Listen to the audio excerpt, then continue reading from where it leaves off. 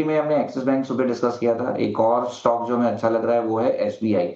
No doubt open होने के बाद कंटिन्यूअसली वो डेज लो के ऊपर ट्रेड कर रहा है, लेकिन ओवरऑल यहाँ पे आप देखोगे तो एक अच्छा cup and handle pattern breakout देखने को मिल रहा है। तो स्टेट बैंक के ऊपर लॉन्ग जाना चाहिए। 800 का एक स्टॉप लॉस आप मेंटेन कीजिए। अगर 800 का लेवल ब्रेक नहीं होता है तो 1 से 2 दिन में आप 830 840 तक के लेवल स्टेट बैंक में देख सकते हो। तो काफी अच्छा स्टार्ट पैटर्न है, मेरे हिसाब से स्टेट बैंक में लॉन्ग करके जाना चाहिए।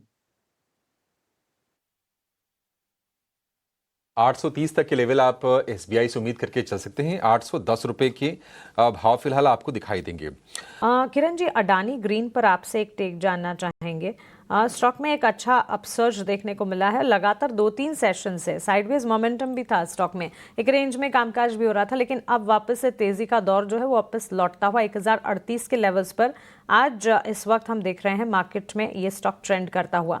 ऑन अ कैगर बेसिस भी ट्रिगर्स कई सारे हैं। फंडामेंटल लेवल्स पर पिछले 5 सालों में अच्छा प्रॉफिट ग्रोथ देने का रिकॉर्ड है कंपनी का, और इसके साथ साथ अगर आप देखेंगे नेगेटिव से ज़्यादा पॉजिटिव्स नज़र ज़रूर आते हैं। लेकिन किन्हीं की एग्जिस्टिंग पोजीशन है अडानी ग्रीन में, तो राय क्या होगी?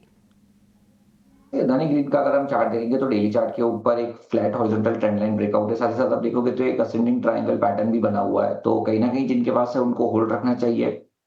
अगर कोई रिस्की बैट लेना चाहता है तो डेफिनेटली करंट मार्केट प्राइस से बाय करना चाहिए। एक जो स्टॉप लॉस यहाँ बन रहा है वो 990 का बन रहा है। अगर 990 का लेवल ब्रेक नहीं होता है तो there are very good chances के अदानी ग्रीन में हम ऊपर में 1200 तक के लेवल देख सकते हैं, जो उसकी 200 डेज मूविंग एवरेज है। So overall chart pattern strong है, मोमेंटम इंडिकेटर बुलिश जोन के अंदर आ रहा है, और कल का जो वॉल्यूम है वो 20 दिन के वॉल्यूम से ज्यादा, एवरेज वॉल्यूम से ज्यादा हुआ है। तो कहीं ना कहीं ये आपको एक बार के लिए प्ले आउट हो सकता है 990 के स्टॉप लॉस के साथ।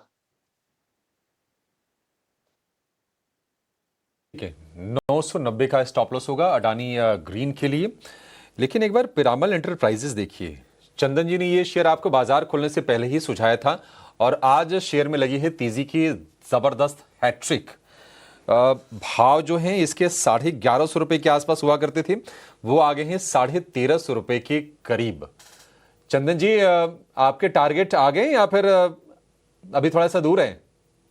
देखिए, काफी स्ट्रॉन्ग कन्विक्शन इस काउंटर में है, और इसकी वजह से मैं कन्विक्शन के साथ आपको सजेस्ट कर रहा था कि कल की 5-6% की रैली हो गई, फिर भी अभी मेरे को लग रहा है 5-6% का मूवमेंट आएगा।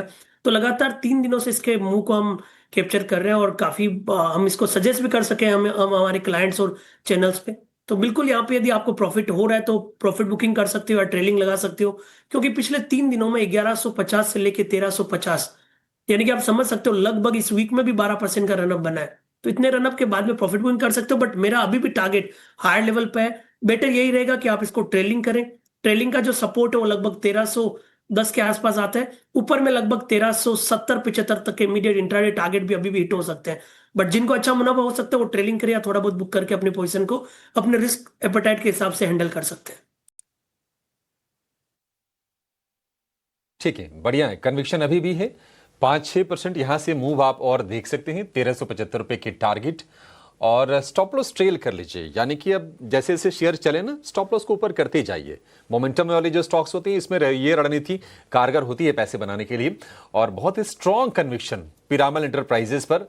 पहला शेयर चंदन जी ने यही बताया, और आज देखिए आपकी धमाकेदार कमाई ये शेयर करा के दे रहा है। लेकिन अभी भी होल्ड कीजिए, स्टॉप लॉस ऊपर कर लीजिए, 1310 का कर लीजिए, और आपके पैसे बन जाएंगे।